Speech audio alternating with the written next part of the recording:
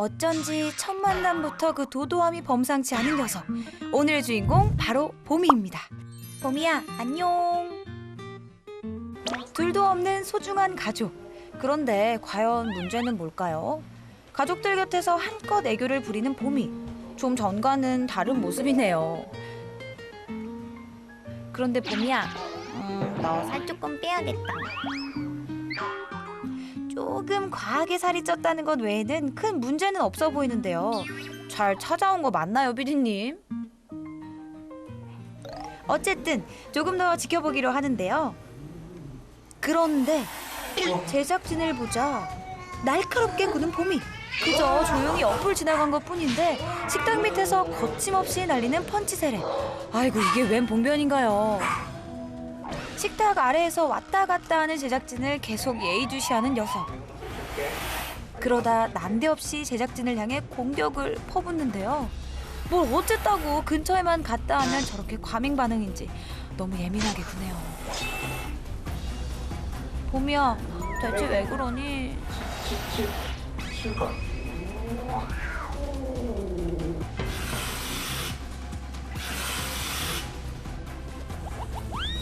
봄이가 저희 가족한테는 정말 귀엽고 사랑스러운 존재인데 이제 외부인만 오면 너무 사나워지고 외부인만 왔다 하면 이렇게 식탁 아래에서 사나워진다는 봄이.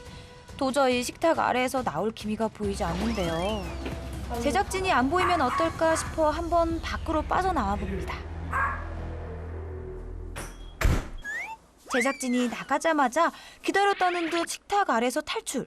그리고는 언제 예민했냐는 듯 거실을 활보하며 착한 고양이로 변신. 외부인에 대한 거부감이 심해서일까요? 식탁 아래에서 예민했던 모습과는 180도 다른 모습입니다. 이 정도면 이중양격 아닌가요?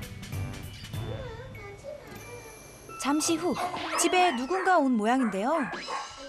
그런데 벨소리를 듣자마자 쏜살같이 식탁 아래로 가서 자리를 잡는 녀석. 아유, 빠르네요. 바로 따님의 친구가 놀러 온 건데요.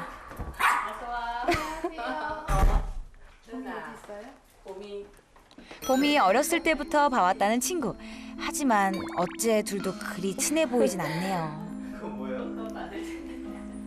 혹시나 공격할 것을 대비 이렇게 긴팔을 준비한 거라는데요.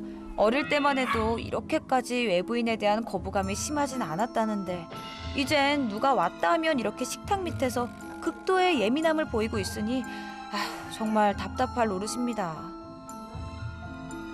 그런데 잠시 후 언니. 갑자기 날라드는 봄이의 펀치. 깜짝이야. 오, 깜짝이야. 제일 가까이 간 적이 언제예요? 중무장하고 여러 개 껴입고 이제 이불 같은 거 덮고 이제 그때 좀 가까이서 보고 싶어서 다가갔을 때. 대체 이게 무슨 고생인지 봄이는 왜 이러는 걸까요? 제가 봤을 땐 일단 겁이 많아서 자기를 보호하려고 더 이렇게 세게 반응을 하는 것 같아요. 친구들이 왔을 때나 그럴 때 공격하는 정도가 점점 심해졌어요.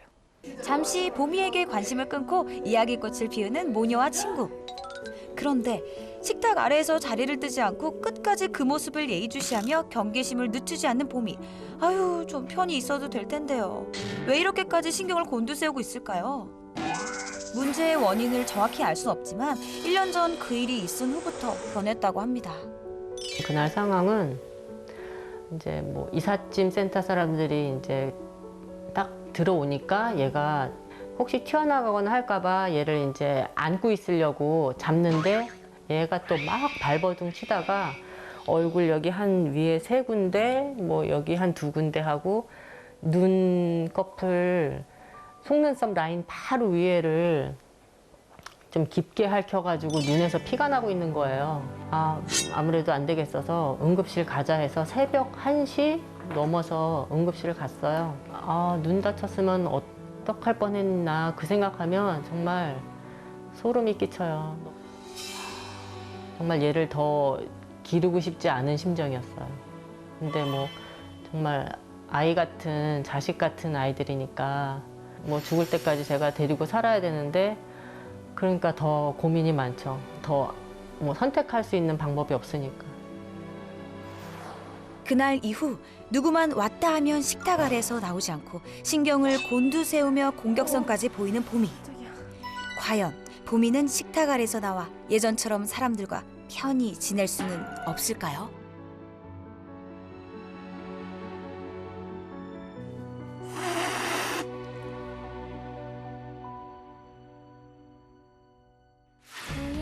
백발백중 고양이의 마음을 읽어주는 반려묘 행동 전문 수의사 나응식. 그가 지금 달려갑니다. 문제 해결을 위해 보미네를 찾은 선생님. 오늘은 과연 어떤 명쾌한 해결책을 주실까요? 보미 잘 부탁드려요. 안녕하세요. 나은숙 수의사입니다. 안녕. 이번에 강아지가 저를 반겨주네요. 춘이야, 워워. 그러면은 쭈니는 먼저 인사를 했고 봄이 한번 봤으면 좋겠는데 어디 있어요? 봄이 저쪽에 있어요. 그쪽에. 그새 식탁 의자 밑에 자리 잡고 있는 보미. 아유, 벌써부터 신경이 곤두서 있네요. 아이가 이만하네요. 몸집이 좀 몸집이 커요. 좀 커요. 네. 항상 저기 지금 사람이 오면 저쪽에 있어요? 아니면 보통 여기 식탁 밑에 의자 식탁 사이에 밑에. 숨어요. 네. 식탁 밑에 있고 네. 그렇게 먼저 간식으로 반응을 살펴보기로 하는데요. 이름이 봄이? 봄이요. 봄이? 가까이 다가가자 불편한 소리를 내는 보미. 어째 간식으로도 친해지긴 힘들 것 같죠? 여기 혀가 많이 났어요. 혀가 많이 났네.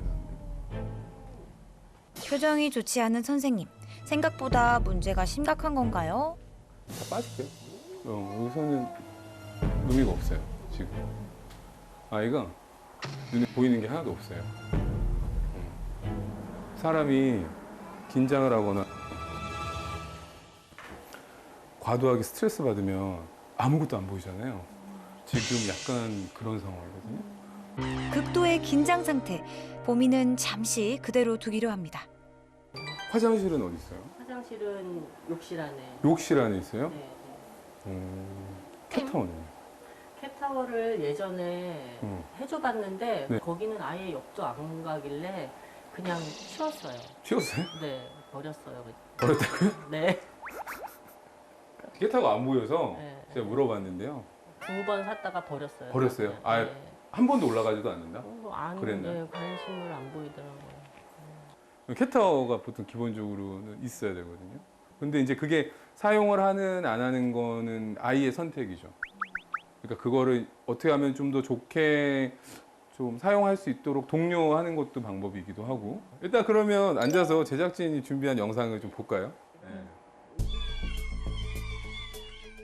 자, 문제 영상을 보며 해결책을 찾아볼까요?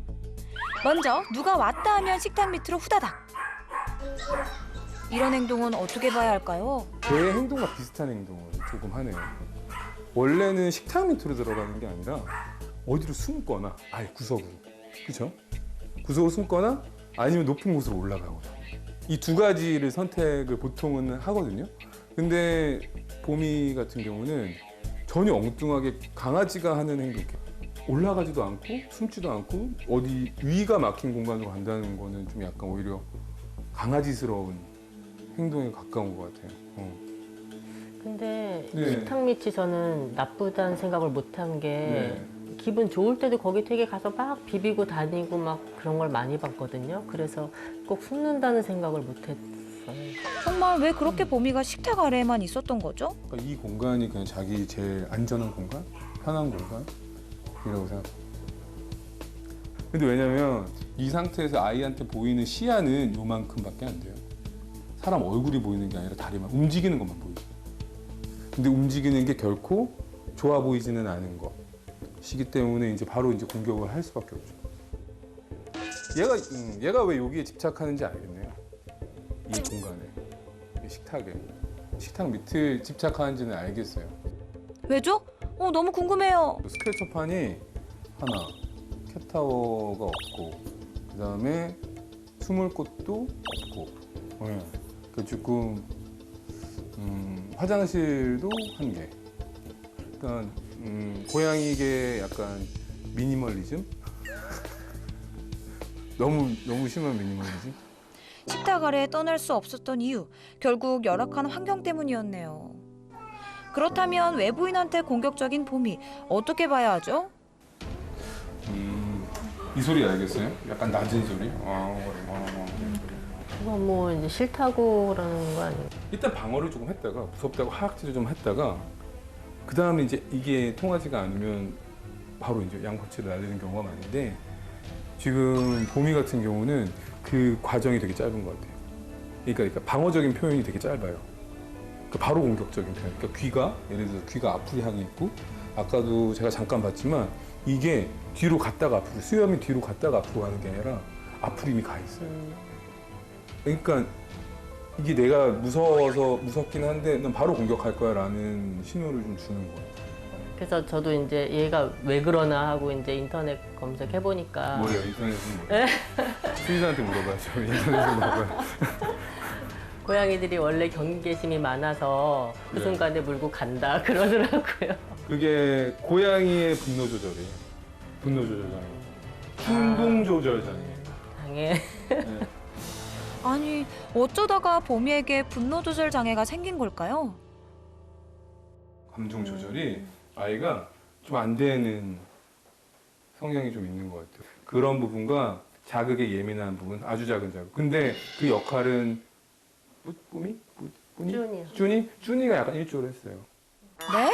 쭈니가 왜요? 일단 이 짖는 소리로 시작을 해주는 거예요. 벨소리, 짖는 소리가 합쳐져서 아이가 같이 그러니까 긴장을 하게 되는 그런 역할을 했던 것 같고 누군가 올 때마다 벨소리에 강아지 짖는 소리까지 가뜩이나 작은 자극에도 예민한 봄이에겐 스트레스로 작용, 신경도 더욱 날카로워져 왔던 거죠. 근데 고양이는 예민하죠. 청각이 발달돼 있어요. 그러다 보니까 소리로 인한 두려움이 계속 생기는 거예요. 그게 시작되는 게 벨소리, 그다음에 쭈니의 짖는 소리 이런 것부터 시작되다 보니까 그게 마음 불안함이 요동을 쳐가지고 분노 조절 장애까지 오게 된 거죠. 자, 식탁 아래밖에 갈 곳이 없었던 봄이 예민한 녀석을 위한 생활 환경부터 개선해 볼까요? 고양이에게 삶의 척도나 다름없는 화장실, 좀 더 최적의 장소, 베란다로 옮기고요. 봄이만을 위한 안락한 공간으로 만들어줍니다. 요즘에는 이런 게 있어요. 이게 이제 사막화 방지 멘트거든요. 네. 그러니까 아이가 이제 사막화 모래가 턴다고 하더라도 여기에 좀 발을 닦고 나올 수 있게끔 해주는 거고 광합성 할 수 있는 어떤 해먹 그 다음에 여기서 다시 올라가서 밖에 여긴 정말 벌레도 많고 새소리도 많기 때문에 이게 스크래치 판도 되거든요. 그러니까 여기서 스크래칭을 할 수도 있고 쉴 수도 있는 좀 공간. 그리고 또 하나 예전에 이렇게 안 좋아한다고 했잖아요. 이렇게 가는 거를 가게 좋아하는 방법이 이런 데다가 원래 다 이렇게 보물 자켓처럼 사료를 숨겨놓으세요. 그래서 여기서 찾아 먹게끔. 그리고 아이한테는 약간의 좀 운동량이 필요해요. 네.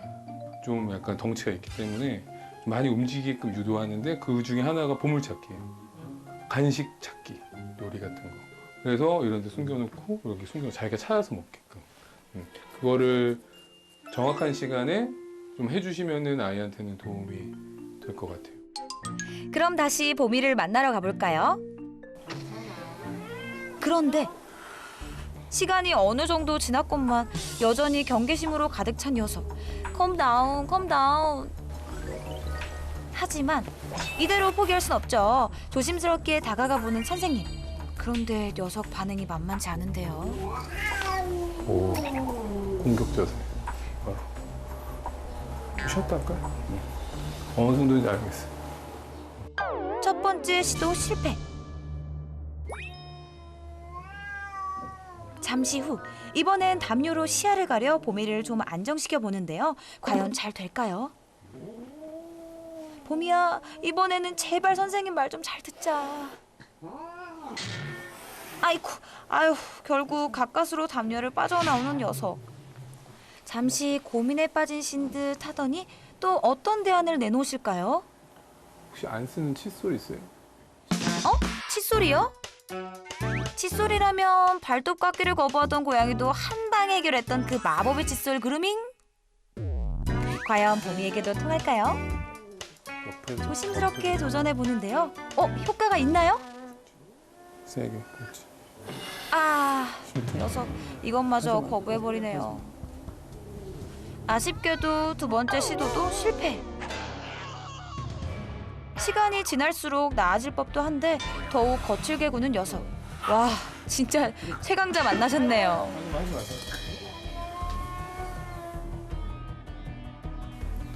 얘는 진짜 역대급 예민 고양이네. 예민 보스야, 예민 보스. 역대급이라고요?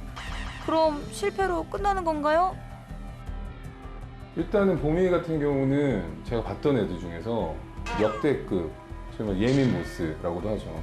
거의 최절정이었어요, 당시 상황이. 확장을 해줬지만 아이가 이거를 바로 쓰지 않을 거고 좀 더욱 확실한 자신만의 공간, 안전한 공간이 필요하다고 판단이 돼서 다시 재방문을 결정했었죠. 다음 날 특급 솔루션을 들고 보미네를 다시 찾은 나흥식 수의사. 봄이 같은 경우는 조금 다른 일반적인 아이들과는 달라요. 특히 이제 외부 자극에 대해서 되게 누가 들어온다던가 경계심이 올라가고 가중이 되다 보니까 그런 것들이 좀 분리가 필요한 고양이와 생활하는 보호자님들은 좀 필요하거든요.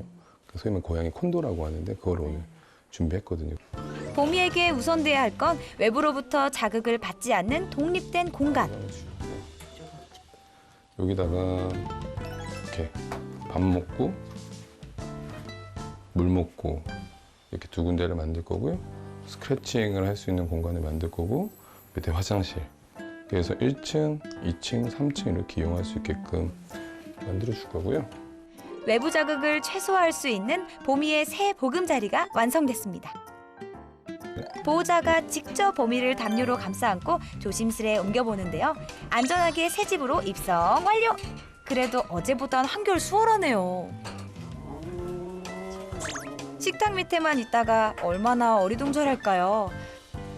새 장소에 적응하도록 모두 자리를 피해줬는데요. 콘도를 설치하게 되면은 그 바깥에서 오는 보호자님이나 아니면 다른 외부인이나 아니면 봄이 자체도 안으로 들어가기 때문에 충분히 안정을 취할 수 있거든요. 당분간 외부 자극은 피하는 게 최선. 이렇게 자극이 단절된 공간에서 안정감을 되찾고 경계심을 조금씩 줄여나가는 노력이 필요한데요. 그러다 보면 언젠가 식탁 밑에 집착하거나 외부 자극에 대해서도 편해지는 날이 오겠죠? 단, 조급한 마음은 절대 금물입니다. 단계적으로 문을 열고 한번 보는 것부터 시작하는 거예요. 한번 봤는데 얘가 가만히 있는다. 그리고 뭔가를 먹는다. 라고 하면은 아이가 그만큼 이 정도 거리에서 긴장감을 하는 거예요. 근데 문을 열고 한 발자국 들어왔는데 이런 소리를 안 나고 하악질 안 한다? 그럼 그것도 마찬가지로 긴장감 떨어지고. 혹시나 외부인이 뭐 매일 온다던가 아니면 뭐 자주 올 일이 있다면 그렇게 왔을 때 여러 번 좀 이렇게 연습을 하는 거는 아이한테 도움이 될 수 있어요. 우리 식구라서 그런지 저도 이렇게까지 심한 줄은 잘 인식을 못 했었거든요. 네네. 네, 그래서 좀 더 좀 조심해야 될 것 같고 외부인 왔을 때 저렇게 콘도 있으니까 좀 가다 놓는 마음이 아니라 좀 기분 편하게 네네. 넣어 놓을 수 있어서 좋은 것 같아요. 그 방에서 내가 편안하게 쉴 수 있으면 뭐 외부인에 대한 뭐 경계심이라던가 아니면은 기존에 있던 사람들이 좀 불편함이라던가 이런 것들이 소실이 되거든요. 사라지거든요. 격리라는 것보다 약간 분리해서 아이가 거기서 좀 편하게 쉴 수 있게 해주고 그 다음에 보호자님들도 외부인이 왔다고 하더라도 좀 편안하게 있을 수 있는 상황을 만들 수가 있거든요. 그게 된다면은 단계적으로 외부인에 대한 경계를 줄여나가면 그러면 또 봄이도 조금씩 좋아질 수도 있어요. 아, 네. 감사합니다. 감사합니다. 네. 격리시킨다고 생각할 수도 있지만 이거는 예민함을 줄이기 위한 분리예요. 분리해서 서서히 세상 밖으로 약간의 자기의 공포심, 외부인에 대한 약간 두려움을 줄여나가는 과정이죠. 그렇기 때문에 너무 염려하실 필요는 없어요. 시간이 단지 좀 걸릴 뿐이니까. 며칠 후, 더 이상 식탁 밑에 집착하지 않고 새 공간에서도 잘 지낸다는 봄이. 이렇게 하나하나 달라지면 경계심도 줄어들겠죠? 앞으로도 파이팅 하세요.